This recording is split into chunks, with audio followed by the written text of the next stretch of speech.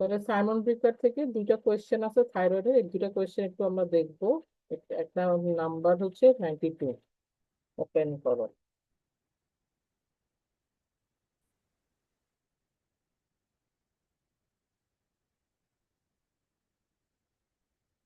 পাইছিস?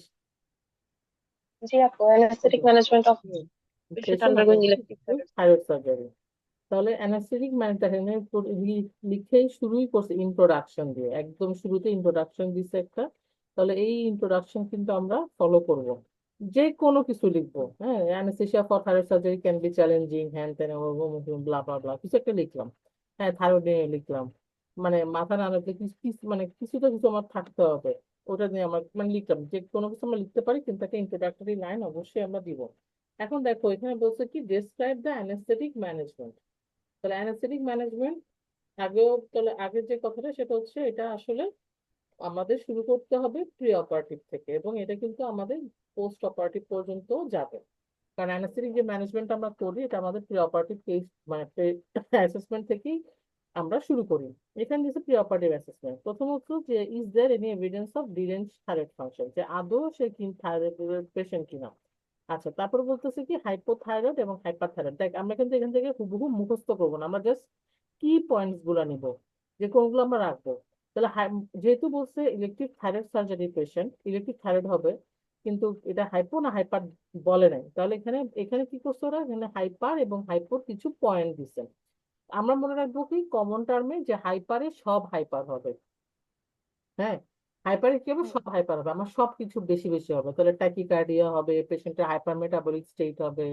আর আমরা যে আব্দুল্লাহ স্যারের বইতে যে প্রথম 5টা কোয়েশ্চেন শিখছিলাম, এই 5টা কোয়েশ্চেন কিন্তু আমরা এখানে সহজে লাগাই দিতে পারবো, যে তার ওজন কমছে কিনা বা ওজন বাড়ছে কিনা, তার বাউল হ্যাবিট কেমন হয়েছে, তার হচ্ছে মিনস্ট্রুয়াল ব্লিডিং কেমন। এরপর হচ্ছে আরেকটা যেন কি কোয়েশ্চেন ছিল, ঘুম, হিট ইনটলারেন্স। হ্যাঁ, গরম লাগে কিনা। হুম, গরম লাগে কিনা। আর মহিলাদের ক্ষেত্রে আমরা জিজ্ঞেস করলাম যে তার মেনস্ট্রুয়াল ব্লিডিং। আচ্ছা, এটা এই 5টা কোয়েশ্চেন আমরা সব জায়গায় লাগাই দিব, তাহলে হবে কি আমাদের আর আলাদা করে চিন্তা করতে হবে না। এখন বলতেছে দেখ হাইপার থাইরয়েডে কি বললাম, যে এটা মেটাবলিক হাইপার মেটাবলিক স্টেট। তো যেহেতু হাইপার মেটাবলিক স্টেট, তাহলে পেশেন্ট গুলো কি হবে, লিন অ্যান্ড থিন হবে, তাদের খিদা লাগবে, তারা অনেক খাবে, কিন্তু তারা হচ্ছে কিছু শুকনো করবে থাকবে। না। আচ্ছা, কার্ডিয়াক আউটপুট বেশি, ট্যাকিকার্ডিয়া হবে, তার অ্যাট্রিয়াল ফিব্রিলেশন থাকবে, তাহলে তার হচ্ছে আমরা একটু বিপিটাও বেশি পাবো, বিপি বেশি, পালসও বেশি।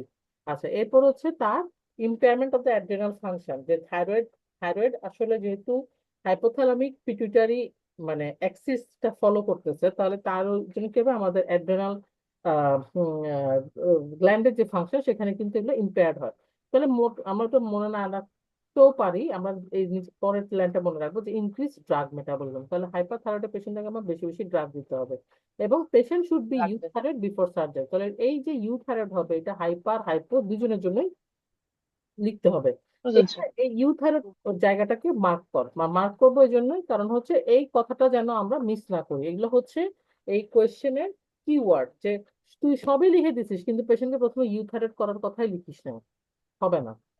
আচ্ছা, তাহলে এই ইউথারেটটা আমাদের একদম এই অন্য সবকিছু আমি ভুলে গেল, এটা যেন না ভুলি। এরপর হাইপোথাইরয়েডের কিছু বলতেছে, যে হাইপোথাইরয়েডে হচ্ছে মিক্সিডিমা থাকতেছে, হাইপোমেটাবলিক স্টেট, মানে হাইপারে ঠিক উল্টাটা হবে হাইপো। সবগুলো হচ্ছে পেশেন্ট মানে কম হবে, তার রেসপিরেটরি ডিপ্রেশন থাকবে, মায়োকার্ডিয়াল ডিপ্রেশন থাকবে, তার হচ্ছে কি বলে ইয়া হবে, কি বলে হাইপোগ্লাইসিমিয়া হবে, তার ইলেকট্রোলাইট ইমব্যালেন্স থাকবে, এবং সেগুলো কি হবে, কম কম হবে, তার হাইপোক্যালসিমিয়া, হাইপোনাইট্রেমিয়া, এগুলো সবকিছুই থাকবে। এবং লাস্ট অফ অল, যে পেশেন্টের কি থাকতে হবে, ইউথারেট থাকতে হবে। এখানে আমরা আরো দুটো জিনিস অ্যাড করবো, কি অ্যাড করতে পারি, যে হাইপার মেটাবলিক হলে আমার থাইরয়েড স্টর্ম হওয়ার পসিবিলিটি আছে, আর হাইপোথাইরয়েড যদি হয় তাহলে সেক্ষেত্রে আমাদের নিক্সিডিমা পসিবিলিটি আছে। আচ্ছা, is there evidence of airway compromise. তাহলে আমাদের এখানে থাইরয়েড ডিসঅর্ডারের মূল জিনিস হচ্ছে এয়ারওয়ে। তাহলে এয়ারওয়ে কম্প্রোমাইজেশন আছে কিনা, তাহলে এয়ারওয়ে কম্প্রোমাইজ আমরা কিভাবে দেখতে পারি, আমরা এয়ারওয়ে এক্সামিনেশন করবো, অ্যাসেসমেন্ট করবো, আমরা পেশেন্টের হিস্ট্রি নিব, তার ডিফিকাল্টি, কোন ধরনের অবস্ট্রাকশন আছে কিনা। অবস্ট্রাকশন যদি থাকে, মনে রাখবা যে তার সাথে ডিসফেজিয়াও থাকবে, কারণ থাইরয়েড জিনিস এত বড়।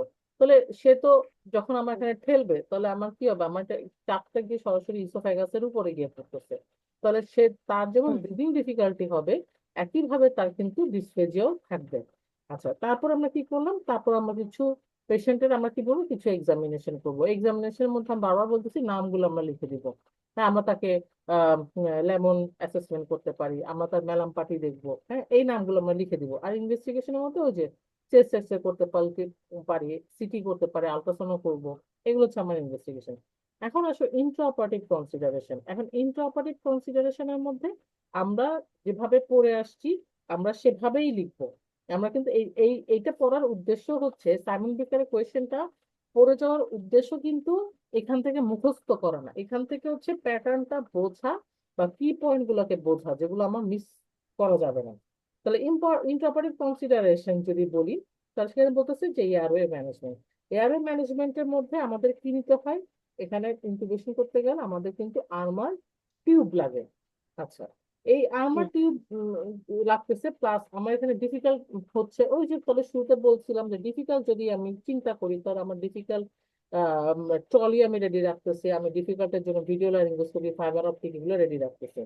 আচ্ছা, পেশেন্ট পজিশনিং এর মধ্যে কেমন হবে, পেশেন্ট পজিশনিংটা হচ্ছে আমাদের হেড এক্সটেন্ডেড থাকবে, একদম টান টান করা থাকে, এই জায়গাটা পুরোপুরি এক্সপোজ থাকবে, নেক পুরোপুরি এক্সপোজ থাকবে, এবং পেশেন্টের চোখ ঢেকে দিতে হবে, চোখ ড্র্যাপিং, আই প্যাডিং করতে হবে। এবং আই প্যাডিং করার আগে অনেকে বলে এখানে হচ্ছে একটু অয়েন্টমেন্ট দিয়ে নিতে বা হচ্ছে লুব্রিক্যান্টস দিয়ে নিতে। অয়েন্টমেন্ট দেই দেন বা না দেয়, কিন্তু আমাদের আই আই প্রোটেকশন দিব। আচ্ছা, এরপরে বলতেছে যে সার্জিক্যাল প্রবলেমটা কি, যে ক্যারোটিস সাইনাস স্টিমুলেশন। যখন এখানে আমরা নাড়াচাড়া করি আমাদের এখানে ওই যে ব্যারো রিসেপ্টর, কেমো রিসেপ্টর, এগুলোতে যখন হ্যান্ডলিং হবে তখন কিন্তু আমার বিপি বাড়তে কমতে পারে। তাহলে এটা হচ্ছে আমার ক্যারোটিড সাইনাস স্টিমুলেশন হয়। আরেকটা জিনিস হতে পারে যে সেটা কি, যে ব্লাড লস হতে পারে অনেক বেশি।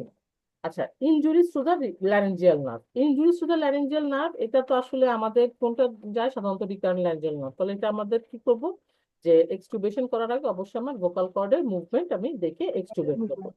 পোস্ট অপারেটিভ কনসিডারেশন, দেখো পোস্ট অপারেটিভ কনসিডারেশনের মধ্যে আমরা বলতেছি কি, এখানে পোস্ট অপারেটিভ কমপ্লিকেশনস গুলো লিখে দিব।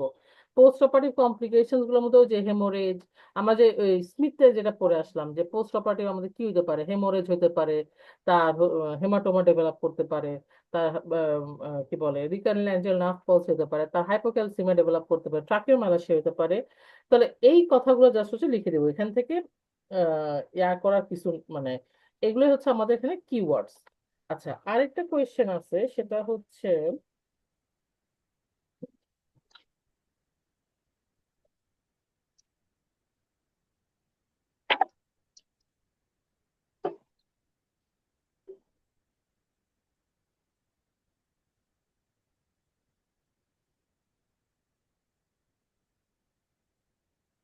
এটা হচ্ছে 124।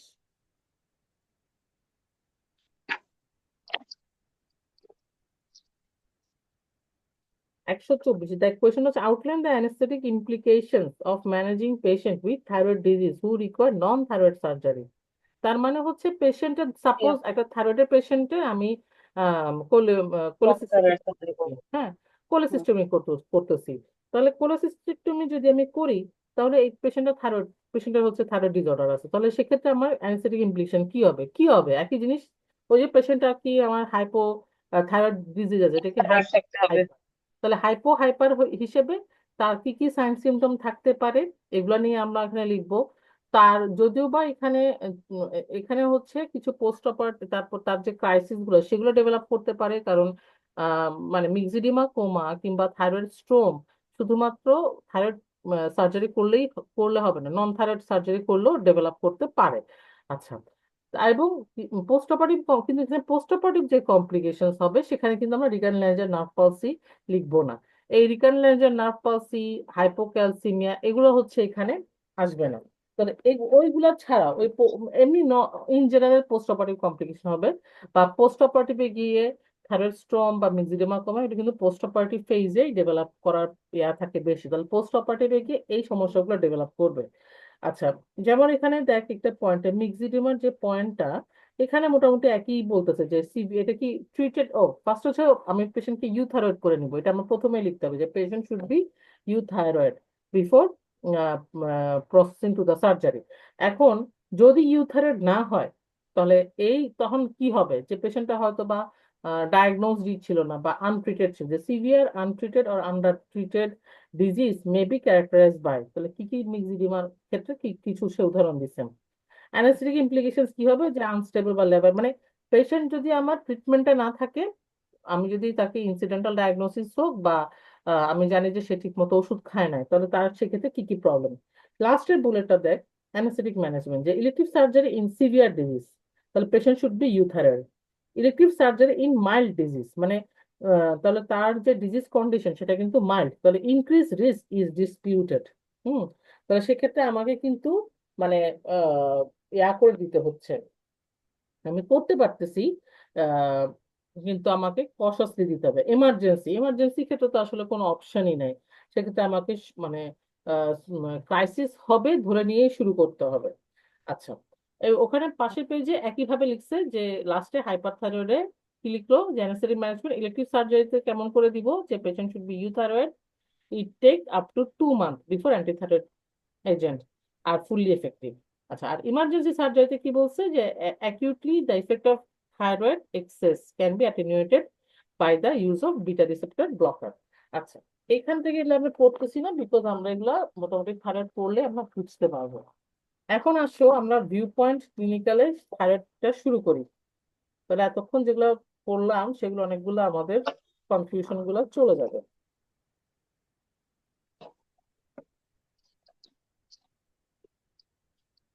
আচ্ছা,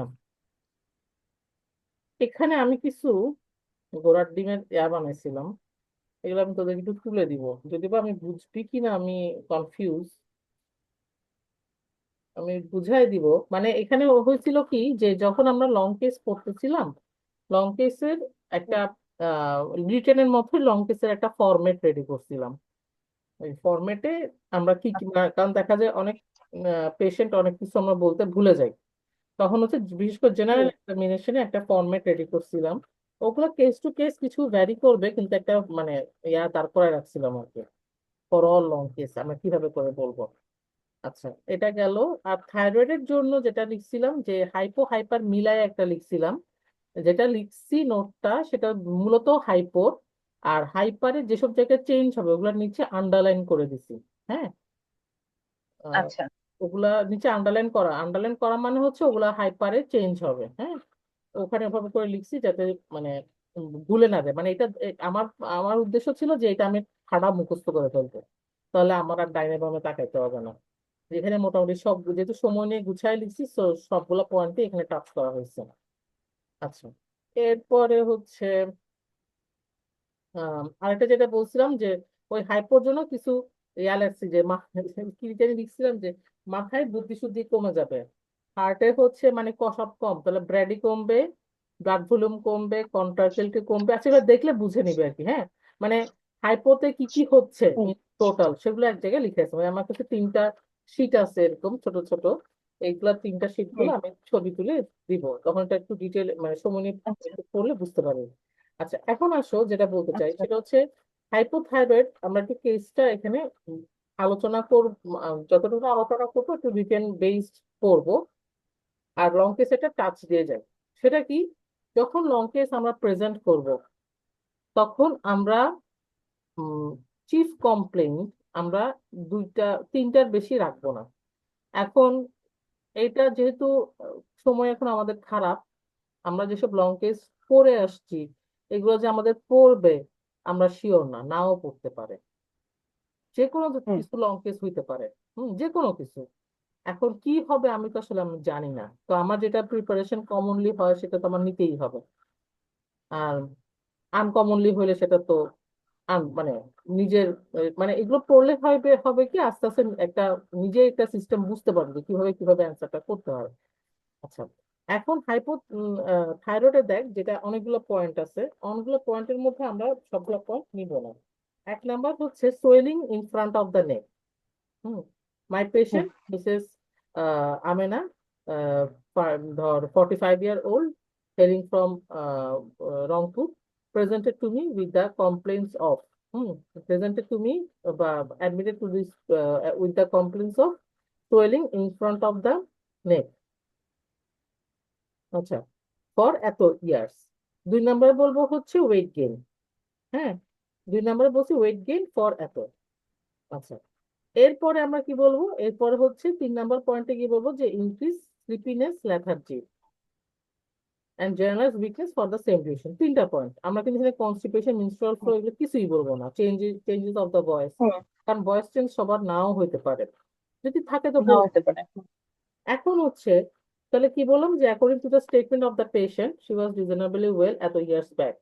আচ্ছা, এখন আমি যেটা রিয়েল লাইফে ইয়া থেকে বুঝছি, যে পেশেন্টটা তো আমার কাছে ইউথাইরয়েড হয়ে আসে। হ্যাঁ, পেশেন্ট কিন্তু আমার হুম। কাছে হাইপোথাইরয়েড বা হাইপারথাইরয়েড হয়ে আসে না। তাহলে ইউথাইরয়েড হয়ে যখন আসে, তখন তাকে আমরা জিজ্ঞেস করবো যে হ্যাঁ, আপনি তো এখন এরকম আসছেন, আপনি আগে কেমন ছিলেন সেটা একটু বলেন। তখন কি বলবো, according to the hmm. Statement of the patient she was reasonably well, ধর 6 years ago. After that, she noticed a small swelling in front of the neck. আচ্ছা, সোয়েলিং, যে কোনো সোয়েলিং যখন আমরা ব্যাখ্যা করব, এটা শুরু করব যে এটা কিভাবে সে নোটিস করলো, এটা যে সোয়েলিংটা কি হঠাৎ করে বড় হয়েছে না গ্রাজুয়ালি বড় হয়ে গেছে, এটা পেইনফুল, এটা টেন্ডার কিনা। টেন্ডার তো সে বলবে না, সে বলবে পেইনফুল কিনা।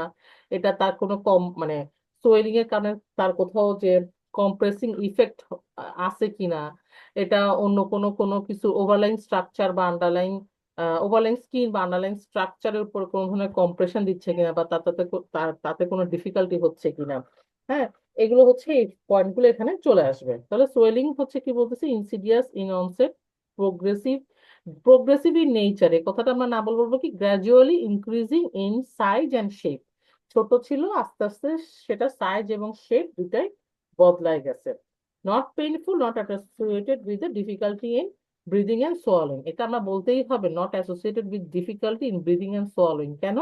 বিকজ আমরা যদি এটা না বলি, তাহলে কারণ আমাদের যখন এসবিসি অবস্ট্রাকশন হয়, তখন কিন্তু আমাদের ব্রিদিং এবং সোয়ালোইং এও প্রবলেম হয়, মানে সোয়েলিংটা যখন অনেক বেশি বড় হয়ে যায়। সো এটা যে আমি তাকে আলাদা করলাম যে আমার এখানে সুপিরিয়র ভেনাল কাভ অবস্ট্রাকশন নাই। আচ্ছা, এরপরে বললাম কি, যে বাট তারপর কি, যেহেতু আমরা চেঞ্জেস অফ ভয়েস চিফ কমপ্লেন্টে বলি নাই, আমরা করবো কি, এখানে আমরা যদি তার হয়ে থাকে, তাহলে আমরা সাথে একটু করে অ্যাড করে দেবো, also noted there is a changes in the voice which voice became hoarse, croaky. হ্যাঁ, এই কথাগুলো অ্যাড করবো। আচ্ছা, এরপরে হচ্ছে, আচ্ছা এটা তো রেকর্ড থাকবে, একটু পরে শুনে একটু মানে নিজের একটু রেডি করিস, কারণ আর আমার বই এমন বাজেভাবে লেখা যে এটা ছবি তুলে দিব, কতটুকু হেল্প হবে আমি জানি না বই দেখলে। আচ্ছা, এরপর হচ্ছে যে she notice significant increase in her body weight. And body weight যে বাড়ছে সেটা কিভাবে বলবে, evident by tightening of the clothes. ঠিক আছে, তার বডি ওয়েট বাড়ছে, সে হুম। তো বলতে পারবে না। হ্যাঁ, আমরা ধরে নিলাম সে একজন সাবস্ট্যান্ডার্ড মানুষ। তাহলে এভিডেন্ট বসে বলবো কি, আমি মোটা হয়ে গেছে, আমার কাপড় চোপড় সব টাইট হয়, যেটা কিনা কিন্তু তার despite less appetite for the same for the last 6 years. এখন বলছে ওয়েট চেঞ্জ হচ্ছে গ্র্যাজুয়াল, নট অ্যাসোসিয়েটেড উইথ। এখানে আমরা 3টা জিনিস বলবো।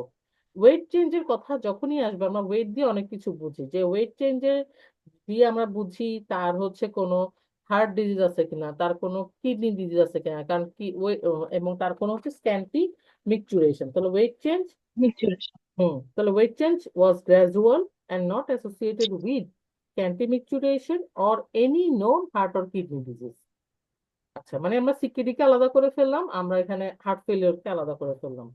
আচ্ছা, এরপর বলতেছে যে she complains of intolerance to the cold. এরপর আমাদের যে কোয়েশ্চেন গুলা, যে intolerance to the cold, prefer warm environment, এই অমুক সমুক। আচ্ছা, এইখানে ফর দ্য লাস্ট এত মান্থ এগুলা মানে লেথার্জিক, এক্সট্রিমলি উইক। হ্যাঁ, এই ফর দ্য লাস্ট এত মান্থ থেকে she also feel sleepiness during almost all day long. হ্যাঁ, এগুলো যদি তার কমপ্লেইন থাকে তাহলে বলবো, কারণ এইগুলো মানে বেশি বলা যাবে না, আমাদের এত বেশি বলার টাইম থাকবে না। তো বেশি না বলাই ভালো। আমাদের যে মনে রাখতে হবে যে 5টা কোয়েশ্চেন, ওয়েট বাড়ছে কিনা, কনস্টিপেশন চেঞ্জ হয় কিনা, তারপর তার হচ্ছে ওই কি বলে, কোয়েশ্চেন গুলো বল না। কোয়েশ্চেন ও, গুলো, ঠান্ডা ভালো লাগে না গরম ভালো লাগে? ঠান্ডা ভালো, তারপর হচ্ছে দুর্বল লাগে কিনা? এই যে এই, ট্যাকিকার্ডিয়া আছে কিনা, বুক ধড়ফড় করে কিনা। হাত পা হাত পা ঠান্ডা থাকে কিনা, কেমন হাগু হয়, কেমন খিদা লাগে, ঘাম কেমন হয়, এগুলো আমরা জিজ্ঞেস করি। আচ্ছা, তাহলে এগুলো এই কোয়েশ্চেনগুলো মিস করা যাবে না, কিন্তু ওই যে আমাদের সারাদিন ঘুম ঘুম লাগতেছে, যদি পেশেন্ট বলে তো বলবে, না বললে বলার দরকার নেই। আচ্ছা, এরপরে বলতেছে যে লজ শি এক্সপেরিয়েন্স, ওই যে কনস্টিপেশন কথাটা আমরা বলবো, তারপর লাস্ট একটা, moreover she experience loss of sexual function on query, she experienced loss of sexual function for the last অমুক year। এবং যদি পেশেন্ট থাকে, ফিমেল থাকে, তাহলে আমরা menstrual হিস্ট্রিটা নিব, যে she experiencing excessive menstrual bleeding which developed gradually though it was normal previously। এটা এই মানে সেক্সুয়াল ফাংশনের কথাটা এখানে জিজ্ঞেস করতেই হবে, কারণ হাইপোথাইরয়েডে যেটা যেটা দেখা যায় যে পেশেন্টের লিবিডো অনেক কমে যায়। তো এটা এখানে আমরা রাখবো। এরপর দেখো কোন নেগেটিভ হিস্ট্রি, যে no history of chest pain, breathlessness, palpitation, cough, sputum, haemoptysis, এগুলোকে না একসাথে বলে ফেলবি। মানে এই জায়গাটা একেবারে মুখস্থ হবে, যে কোনো মানে একটার সঙ্গে সত্য। Pain, chest pain, palpitation, breathlessness, cough, sputum, haemoptysis, তাহলে কাফ, স্পুটাম, হেমোপ্টাইটিস দিয়ে আমি তার কোন ধরনের লাং এর ইনভলভমেন্ট আছে আমি বুঝলাম, টিংলিং নামনেস আছে কিনা, বা তার মানে তাহলে তার সাইকিক ফাংশন গুলো আমরা দেখতে পেলাম, লস অফ কনসিয়াসনেস।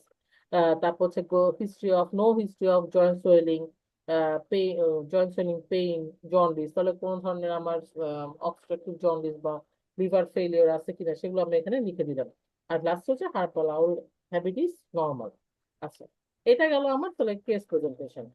তো এখান থেকে আমাদের একটা আইডিয়া হইলো যে পেশেন্ট, একটা হাইপোথাইরয়েড পেশেন্টের কি কি থাকবে। এরপর দেখো পাস্ট, পার্সোনাল, সোশ্যাল, ফ্যামিলি, এগুলো আমরা একটা প্যাটার্নে, এই যে এখানে আমার লেখা আছে। এখানে এই যে পাস পার্সোনাল, এটা আমি ছবি তুলে সুন্দর করে স্ক্যানার দিয়ে ছবি তুলে দিব। এখানে একদম একটা প্যাটার্নে সব টানা লেখা আছে, ওই টানা লেখাটাই ফলো করব সবার জন্য, সবার জন্য একই রকম লাগাই দিব।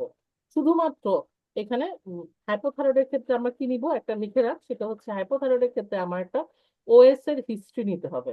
হুম তার অবস্ট্রাকটিভ স্লিপ অ্যাপনিয়া আছে কিনা, এটা তার আমার পাস্ট পার্সোনাল হিস্ট্রি বা পাস্ট হিস্ট্রির মধ্যে ঢুকায়, পাস্ট পার্সোনাল তো আমরা ভাবে আলাদা করে বলবো না, আমরা হচ্ছে এর মধ্যে ঢুকাই দিব। এটা জিজ্ঞেস করতে হবে। আচ্ছা, এরপরে দেখো তার ড্রাগ অ্যালার্জি হিস্ট্রি, এগুলো তো আমরা বলি যে ড্রাগ হিস্ট্রি, অ্যালার্জি হিস্ট্রির মধ্যে সেম জিনিসগুলো চলে আসবে, মানে কটা ড্রাগের নাম দিয়ে দিলাম।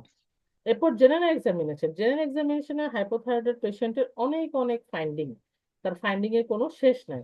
তাহলে এই জেনারেল এক্সামিনেশনটাও আমরা কিসে রাখবো, এই যে এখানে লিখছিলাম, এখানে হচ্ছে জেনারেল এক্সামিনেশনটা দুই মানে এই যে এখানে একটা জেনারেল এক্সামিনেশন লেখা আছে, যে একটা নর্মাল যে কোনো পেশেন্ট আমি জেনারেল এক্সামিনেশন কি কি পয়েন্ট বলবো, কি কি পয়েন্ট বলবো না। তাহলে এইটা কেস টু কেস কিন্তু ভ্যারি করবে, আমি কিন্তু বারবার বলতেছি যে কেস টু কেস এই শীটটা ভ্যারি করবে। তো এই শীটটা ফিক্স করা যাবে না, এটা ওপেন রেখে কেস সাজাতে হবে। আর যদি মনে করিস যে না আমি এত বারবার এটা দেখে টানাটানি করতে পারবো না, আমার তো সময় কম ছিল, যে এই কারণে দেখা যায় বারবার কেস করতে গিয়ে এটা নিয়ে টানতে হইতো, বা মানে সময়ের অভাবে সবগুলোর জন্য রেডি করতে পারে না। তোরা যেটা করবি, এই জেনারেল এক্সামিনেশনের প্যাটার্ন ধরে প্রত্যেকটা লং কেসে জেনারেল এক্সামিনেশন একটা কাগজে সাজায় ফেলবি। কাগজে লিখে ফেললে কি হবে, যে আমার বারবার আর মানে এখানে বই না দেখলে আমরা নিজের লেখা নিজেরটা নোট করলাম, তাহলে এটা কিন্তু পড়তে অনেক বেশি প্যালাটেবল হয়, এই জিনিসটা ডেভেলপ করবে। আচ্ছা আপু, জেনারেল এক্সামিনেশনে বলার সময় শুধু পজিটিভ ফাইন্ডিং বলবো না, নেগেটিভ গুলো কি বলার দরকার আছে? না না না না, শুধু পজিটিভ ফাইন্ডিং, শুধু পজিটিভ। শুধু পজিটিভ, নেগেটিভ ফাইন্ডিং গুলো একসাথে বলে ফেলবো। যদি বলতে হয় তখন হচ্ছে আমি বলতে হয় না, বলতে তো আমার হবেই, তখন আমি নেগেটিভ ফাইন্ডিং গুলো একসাথে বলে ফেলবো। যেমন সাপোজ, যেমন হাইপার, এটা মনে হয় জেনারেল এক্সামিনেশন লিখছিলাম ইয়ার জন্য, অক্সিডেন্ট জন্ডিসের জন্য। তো আহ, কি হয়েছে, যেমন পেশেন্টের কি থাকে না, পেশেন্ট হাইপোথাইরয়েড, তাহলে তার অ্যানিমিক থাকতে পারে, পেশেন্ট ইজ মাইল্ডলি অ্যানিমিক। ফ্যালোর ফ্যালোর না বললেও অসুবিধা নেই, এখানে অ্যানিমিক বলা যায়। এটা অনেকে খুব পেঁচায় যে অ্যানিমিয়া বলা যাবে না, ইকটেরিক বলতে হবে। হ্যাঁ, এটা অ্যানিমিয়া বুঝবা কিভাবে? হ্যাঁ, হ্যাঁ, এটা এগুলা এগুলা হচ্ছে এগুলা বলা যায়, এগুলা এগুলা নিয়ে খুব একটা এখন অ্যানিমিয়া বুঝছি, আমি পেশেন্টের এক্সামিন, আমি তো পেশেন্টের দেখছি, ওই আমার যেখানে অ্যানিমিয়া দেখতে হয় সেখানে দেখছি, আমার জন্ডিস যেখানে দেখতে হয় সেখানে দেখে বুঝছি। হ্যাঁ, তাহলে প্যালোর, মাইল্ডলি ইকটেরিক, মানে এটা আসলে হয় কি, আমি দেখছি এটা স্যার টু স্যার ভ্যারি করে, কোন কোন স্যার খুব রিয়েক্ট করে, আবার বলছে মোজাফফর স্যার এরকম শুনতে চায় না। আমার বলছি তো আমার সঙ্গে ভেজাল করে নাই। আচ্ছা, যাই হোক, এখন যেমন হচ্ছে তাহলে কি বললাম যে যেমন এই পেশেন্টের হচ্ছে no no patient is mildly anaemic, there is no sign of jaundice, clubbing, koilonychia, leukonychia, dehydration, no lymphoedema, no engulfment, no bony tenderness, no gynaecomastia. একবারে নো নো নো সব আমরা বলবো, তবে হচ্ছে আমরা শেষে গিয়ে বলবো নো গুলা হচ্ছে বলতে হবে। যদি তোকে বলে যে শুধুমাত্র present salient feature, salient feature হচ্ছে নো বলা যাবে না, মানে নেগেটিভ গুলা বলা দরকার, শুধু পজিটিভ ফাইন্ডিং। আর যদি বলে প্রেজেন্ট ইওর কেস, তখন কিন্তু নো গুলা সহ বলতে হুম, হবে। তখন তো ওকে, সবগুলাই। হ্যাঁ। হুম তখন সবগুলো সবাই বলতে হবে। এখন এই জেনারেল এক্সামিনেশনের মধ্যে আমাদের কিন্তু লোকোমোটর হাইপোথাইরয়েডের যেটা, সেটা কিন্তু এখানে আসবে না। ঠিক আছে, তাহলে লোকোমোটর এক্সামিনেশন কিন্তু এই এই ক্ষেত্রে আলাদা হবে। তাহলে লোকোমোটরটা কিন্তু আমাদের এখানে আলাদা করে বলতে হবে। আচ্ছা, তো জেনারেল এক্সামিনেশনের মধ্যে আমি আর যাচ্ছি না। জেনারেল এক্সামিনেশনের মধ্যে আমরা সবসময় যা বলি conscious, cooperative, oriented, body build, body build, average, decubitus on choice, there is no no no. Skin, তার স্কিন এখানে বর্ণনা করতে হবে, হ্যান্ড গুলো যে তার ঘামে না, কোল্ড থাকে, সেগুলো বলতে হবে। পেশেন্টের ট্রেমর ইন দা আউটস্ট্রেচ হ্যান্ড, হ্যাঁ, এটা দেখে আমরা ফাইন, কারণ হাইপারে হুম হচ্ছে আমাদের ফাইন ট্রেমর থাকে, তো এটা আমরা বলবো। এবং নন ফিটিং ইডিমা, ইডিমাটা হচ্ছে এখানে কি থাকবে, নন ফিটিং, এটা থাইরয়েডের একটা, হাইপোথাইরয়েডের একটা বিশাল একটা ফ্যাক্টর। এরপর pulse, pulse, blood pressure, respiratory temperature গেল। তারপর নেক, নেক রিজিয়নে বলতেছে সোজা সোয়েলিং, তাহলে নেক রিজিয়নের সোজা সোয়েলিংটা না বলে আমরা first of all no palpable lymph node, অমুক সমক এরকম। তারপর on loco regional examination, neck swelling, তাহলে সোয়েলিং যে কোনো কিছু আমরা কিভাবে বর্ণনা করবো, সাইজ বলবো, শেপ বলবো, এটা কি টেন্ডার কিংবা নন টেন্ডার কিনা, এটা কি হচ্ছে মোবাইল কিনা, এটা কি আন্ডারলাইন স্ট্রাকচার ওভারলাইন স্কিনের সাথে অ্যাটাচ কিনা, এটা হচ্ছে কোনো ধরনের কম্প্রেসিং ইফেক্ট আছে কিনা। হ্যাঁ, এগুলো, এই পয়েন্টগুলো এখানে চলে আসবে। আচ্ছা, এখন হুম দেখো যে নার্ভাস সিস্টেম, এখন হাইপোথাইরয়েডের পেশেন্ট, তাহলে ফার্স্টে আমরা লোক অরিজিনালটা তো একদম ডিটেলে করলাম, করার পরে এখন বলে কি যে নার্ভাস ইয়া করবো কিনা, নার্ভাস সিস্টেম করবো কিনা। হ্যাঁ, নার্ভাস সিস্টেম করবো। তার মধ্যে কি দেখবো, তার মধ্যে হচ্ছে মোটরের যে স্লো রিল্যাক্সেশন বা delayed relaxation of the ankle jerk. তাহলে এই অ্যাঙ্কেল জার্কটা আমরা করি, এটা হচ্ছে ওই যে চেয়ার ধরে বলতে হয় আর কি, যে চেয়ারের, এটা পপি দেখাইছিল। হ্যাঁ, এবং এটা মানে হুম হ্যাঁ, বেডের এজের দিকে দুই পা থাকবে। তখন হ্যাঁ। করতে হবে। হ্যাঁ, তাহলে এটা ধর, এত ভেজাল করার তো টাইম নেই, কিন্তু এটা করলে যেটা হবে যে সারা তো দেখে, সারা কিন্তু হয়তো বা তোর কেসে, মানে একজন স্যার দুইটা কেস নেয় বা তিনটা কেস নেয়, ডিপেন্ড অন দা এক্সামিনিং। তো স্যার হচ্ছে ধরো তোমার কেসের সময় তোমার সামনে থাকলো না, কিন্তু সে কিন্তু দূর থেকে দেখে যে তুমি কি করতেছো। হ্যাঁ, যদি তোমার কাছে মনে হয় তোমার একটা হাইপোথাইরয়েড কেস, তুমি অবশ্যই তাকে এভাবে বসাও, এই পজিশনে আনবা। পাবা না, শোনো, পাইতেই হবে, তোমার ডায়াগনোসিস ভুল হোক, তুমি প্রেজেন্টেশনটা যেন তোমার স্মুথ হয়।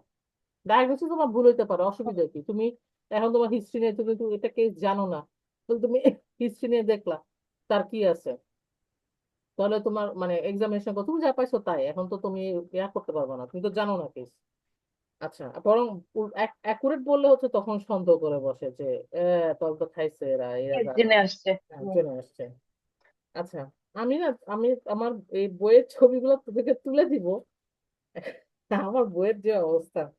আচ্ছা, এখানে বলতেছি কি সঙ্গে, তাহলে এক্সামিনেশন আমার কি এলো কি, নার্ভাস সিস্টেমের, নার্ভাস সিস্টেম এক্সামিনেশন করলাম। এরপর বলতেছে before presentation of the case, এটা কি বলে, মেলাম্পাটি দেখবো, এসে দেখবো, এবং অ্যানেস্থেটিক কনসিডারেশন। তাহলে আমাদের যেটা ভুলে যাই আমরা, আমরা ওই নার্ভাস সিস্টেম বা এক্সামিনেশন শেষে আমরা বলে ফেলি যে অমুক অমুক অমুক। পেশেন্টকে আমার এখানে বলতে হবে এসে ক্লাস 2 বা ক্লাস 3। কেন ক্লাস 2, কেন ক্লাস 3? যখন আমরা বলবো যে this is the, so on the basis of the history and examination of the patient, my clinical impression is thyroid swelling, most probably hypothyroid, with ASA class 2। ঠিক আছে, তাহলে আচ্ছা। হুম যখন আমি এসে ক্লাস 2 দিলাম, দেখ আমি কিন্তু এক্সামিনারকে, তার এক্সামিনারকে আমি কোয়েশ্চেন দিয়ে দিলাম যে তুমি এবার আমাকে এসে নিয়ে প্রশ্ন করো। তাহলে এটা কিন্তু আমার, হুম তাহলে এসে সম্পর্কে আমি জানবো, জানি যে এসে ক্লাস 2 কারা, ক্লাস 3 কারা, 4 কারা, এগুলো আমি জানলাম। মর্টালিটি রেট কত, মানে এটা দিলে হয় কি, আমি এক্সামিনারকে সূত্র কোশ্চেন দিচ্ছি ইনভাইট করতেছে। আমাকে কোয়েশ্চেন করার জন্য। তাহলে আমি কি বললাম যে আমার ডায়াগনোসিস কিন্তু হাইপোথাইরয়েড হাইপারথাইরয়েড কখনোই বলবো না, বলবো কি thyroid swelling, most probably hypothyroid. Thyroid বলে মানে thyroid swelling, most probably hypothyroid, কারণ আমি তো ইনভেস্টিগেশন করি নাই, আমার কাছে তো কোনো রিপোর্ট নাই। হুম।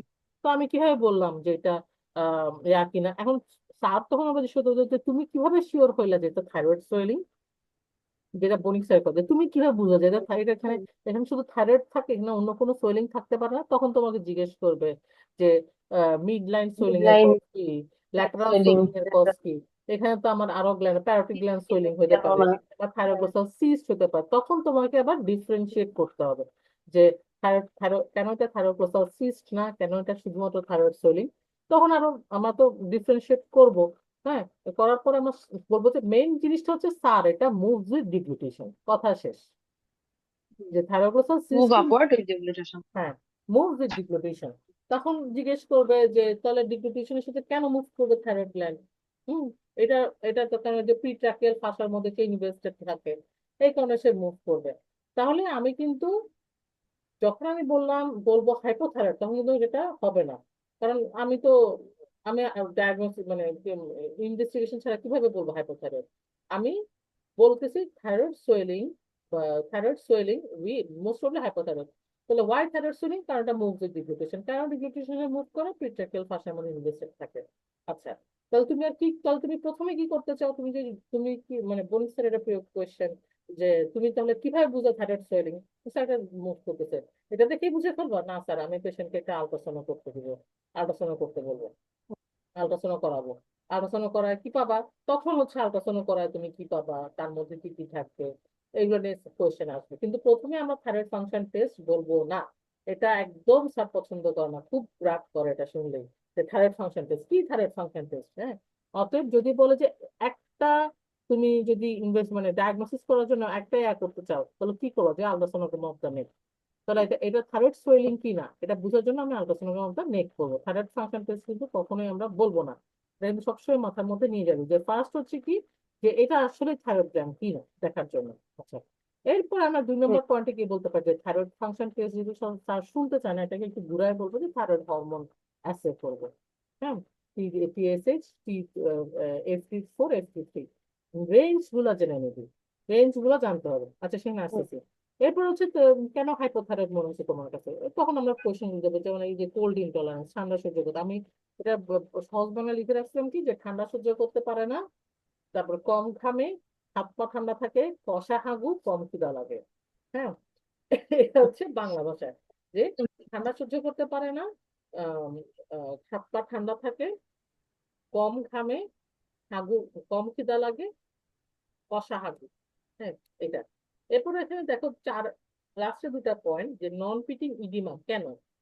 এই মানে ক্লিনিক্যালে প্রতিটা লাইন পড়তে হবে, ক্লিনিক্যালের লাইন কিন্তু বাদ দেওয়া যাবে না। নন পিটিং ইডিমা কেন? কারণ accumulation of the hydrophilic mucopolysaccharide in the termination of right. The. তাহলে যদি যে কোনো জায়গায় যদি বলে যে কেন, হ্যাঁ, এটা জমছে কেন, তাহলে আমরা হাইপোথাইরয়েডের ক্ষেত্রে কিন্তু আমরা কি বলবো? যে হাইড্রোফিলিক মিউকো পলিস্যাকারাইড জমা হয়ে আছে। Slow relaxation of the ankle jerk কেন? Due to decrease rate of muscle contraction and relaxation. Slow মানে হাইপোর ক্ষেত্রে মনে রাখবো যে সব স্লো হয়ে যায়, শুধু কিছু কিছু জিনিস বাড়ে, ওই জিনিসগুলো আমরা একটু পরে পড়তেছি। তাহলে এটা হাইপোথাইরয়েড কেন হলো? এন্ড পসিবল ডিফারেন্সিয়াল কি হবে? ডিফারেন্সিয়াল এখানে যা লেখা আছে এটা হবে না, লিখবো কি ডিফারেন্সিয়ালের মধ্যে ওই যে মিডলাইন, যেমন হচ্ছে midline neck swelling, thyroglossal cyst, dermoid cyst. আর হচ্ছে ল্যাটারাল নেক সোয়েলিং এর জন্য বলবো কি, যে সিস্টিক হাইগ্রোমা প্যারোটিড সোয়েলিং। আর যদি মাল্টিনোডুলার থাকে তাহলে হচ্ছে এন্ডেমিক কলয়েড গয়টার। ঠিক আছে? ডিফারেন্সিয়াল হুম। যদি বলে, যেমন এখানে লেখা আছে নেফ্রোটিক সিনড্রোম, কুশিং সিনড্রোম, এটা হবে না। না, ডিফারেন্সিয়ালস এগুলা বলবো বলবো না। আমরা মিডল্যান্ড ল্যাটারাল নেক সোয়েলিং, আমরা ভাবে আলাদা করে বলবো না। আমরা নিজেরা আমাদের মনে রাখার জন্য মিডল্যান্ড ল্যাটারাল নেক সোয়েলিং করে পড়বো, কিন্তু যখন আমরা বলবো তখন একসাথে বলবো। মিডল্যান্ডের জন্য কি বললাম? যে থাইরোগ্লোসাল সিস্ট, ডার্মার সিস্ট। আর ল্যাটারালের জন্য হচ্ছে আমাদের সিস্টিক হাইগ্রোমা প্যারোটিড সোয়েলিং। আমি দেখতেছি মাল্টিনোডিউলার, তাহলে কি বলবো? Endemic colloid goitre. Okay, endemic কলোরেক্টর। সহজ, সিম্পল। আচ্ছা, গয়ট্রাস হাইপোথাইরয়েডিজম, এখানে কিছু কজ, এটা বা এটা ইয়া করে যায়, এটা আমাদের রিটেনের জন্য কমে আসবে না, বা এখন এখানে আছে ইনভেস্টিগেশন। তাহলে ইনভেস্টিগেশনে ফার্স্ট আমরা বলবো কি, 1 নাম্বার আলট্রাসোনোগ্রাম অফ নেকের পাশে 1 নাম্বার দিয়ে রাখো, ওটা হচ্ছে আমাদের 1 নাম্বার। ইনভেস্টিগেশন যখন করব মাথায় রাখতে হবে কেন করতে, কি কি দিচ্ছি, কেন করতেছি, এটা জানতেই হবে। যে কোনো থার্ড কেস আমাদের যদি রিটেনেও আসে, তখন কিন্তু আমাদের ইনভেস্টিগেশন লিখতে হবে, ওখানে লিখে যে কি কি কি দিবা, জাজমেন্ট কি। তাহলে আমাদের এখান থেকে ইনভেস্টিগেশন দিতে হবে, এবং তুমি কি পাবা। হ্যাঁ, 3টা জিনিস, কি কি উইথ পাবা, জাস্টিফিকেশন। জাস্টিফিকেশন, এবং তুমি কি পাবা। জাস্টিফিকেশনের মধ্যে কি পাবো সেটা আমরা ঢুকাই দিতে পারি। আচ্ছা, তাহলে প্রথম বললাম কি দিব হচ্ছে আলট্রাসোনোগ্রাম অফ নেক। কেন? টু আইডেন্টিফাই থাইরয়েড, থাইরয়েডকে আইডেন্টিফাই করার জন্য। 2 নম্বরে লিখবো হচ্ছে thyroid hormone assay. Thyroid hormone অ্যাসের মধ্যে ওই যে 3টা আমার টেস্ট গুলো করলাম। আচ্ছা, এরপরে আমরা 3 নাম্বার দিব থাইরয়েড স্ক্যানিং। তাহলে অটো অ্যান্টিবডি গুলো না দিয়ে আমরা দেবো থাইরয়েড স্ক্যানিং। এই থাইরয়েড স্ক্যানিং এর মধ্যে কি বলতেছে যে যারা হচ্ছে ওয়ার্ম নোডিউল, হ্যাঁ, তারা কি নর্মালি ফাংশনিং, আর যারা হচ্ছে হট, তার মানে হচ্ছে হাইপার ফাংশনিং, আর কোল্ড তার মানে হচ্ছে হাইপো ফাংশনিং। এখন আসো যে থাইরয়েড স্ক্যানিং, এটা আমরা কি দিয়ে করব? রেডিও আয়োডিন দিয়ে করবো। রেডিও আয়োডিন কত? এটা হচ্ছে 131 আয়োডিন, আইডিন 131। 131। এখন আয়োডিনই কেন? হয় আয়োডিন, কারণ থাইরয়েড গ্ল্যান্ড কি করে, আয়োডিন আপটেক করে। অন্য কোনো কিছু দিলে আমার এখানে আয়োডিন আপটেক হবে না। আয়োডিন কেন দিব? কারণ থাইরয়েড গ্ল্যান্ড আয়োডিন আপটেক করে। আমরা যখন থাইরয়েড হরমোনের ফিজিওলজি পড়বো, সেখানে দেখবো থাইরয়েড আয়োডিন তার লাগে, তাহলে সে এখানে আয়োডিন দিয়ে তার হবে। আরেকটা কি করতে পারে, একটা হচ্ছে ওই যে 99 mm টেকনিশিয়াম। টেকনিশিয়াম 99 হ্যাঁ, স্কিনটিগ্রাফি। স্কিনটিগ্রাফি। কেন? যে কুইকার লোয়ার হ্যান্ড এগুলো। এরপরে হচ্ছে যে এক্সরে নেক। এক্সরে নেকের কোন ভিউ? এপি ভিউ এবং ল্যাটারাল ভিউ। কেন এক্সরে করবো? ল্যাটেরাল আমি তো আল্ট্রাসোনোগ্রাম করেই কনফার্ম হচ্ছি যে সেটা থাইরয়েড রেট্রোস্টার্নাল এক্সটেনশন। এক্সটেনশন আছে কিনা। আর তারপরে হচ্ছে আমাদের কিছু সাপোর্টিং ইনভেস্টিগেশন, যেমন কি ওই যে সিবিসি, তারপরে সিবিসি তে কি পাচ্ছি, বা পেরিফেরাল ব্লাড নমোসাইটিক নমোক্রমিক অ্যানিমিয়া বা মাইক্রোসাইটিক। ইসিজি তে কি আমি বললাম যে থাইরয়েড হাইপো মানে সব কম, তাহলে সাইনাস ব্যাডি থাকতে পারে। চেস্ট এক্সারসাইজ করলাম, থাইরয়েড মানে তার হচ্ছে কার্ডিয়াক ইনভলভমেন্ট আছে। কার্ডিয়াকের ক্ষেত্রে কি হয়, মায়োকার্ডিয়াল ডিপ্রেশন, তাহলে তার মানে হার্ট ফেলিওরের দিকে পেশেন্ট যাইতে পারে। আচ্ছা, লিপিড প্রোফাইল করলাম, কারণ পেশেন্ট তো মোটা। এরপর ব্লাড সুগার করবো, সেরাম ইলেক্ট্রোলাইট করবো। আচ্ছা, ডেফিনেটিভ টেস্ট কি? What are the definitive test? Definitive test কি হবে? এটা হচ্ছে থাইরয়েড হরমোন, থাইরয়েড গ্ল্যান্ডের এফএনএসি, এটা লিখো। যে ডেফিনেটিভ হচ্ছে, হ্যালো আপু। হ্যাঁ। আপু আমি আসছি, কতটুকু পড়াচ্ছেন? ও বাবা, চলে আসছে রে! মাশাল্লাহ মাশাল্লাহ মাশাল্লাহ। আমরা হচ্ছে ইয়াতে আছি, ওই যে ভিউ পয়েন্ট ক্লিনিক্যালের ইনভেস্টিগেশনে আছি, 77 নাম্বার পেজ। ওই যে যেটা ইএনটি আছে ওইটাই? হ্যাঁ হ্যাঁ, ইএনটি, ভিউ পয়েন্ট ক্লিনিক্যালের।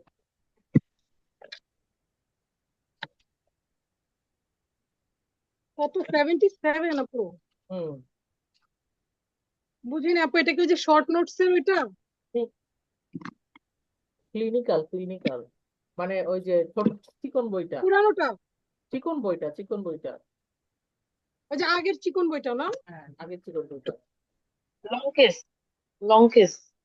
আচ্ছা, 77 না? আচ্ছা ঠিক আছে, হ্যাঁ খুলছি। আচ্ছা, এখন হচ্ছে তাহলে definitive, what is definitive test? তুমি একটা টেস্ট করবে, তাহলে এতগুলো টেস্ট করার পয়সা নেই পেশেন্ট পার্টি, তাহলে তুমি একটা টেস্ট করাও। কি টেস্ট করবো? সেটা হচ্ছে আমার এফএনএস। তাহলে এটা লিখে নাও, এটা এখানে লেখা নেই। তাহলে এফএনএসি হচ্ছে আমার ডেফিনেটিভ টেস্ট।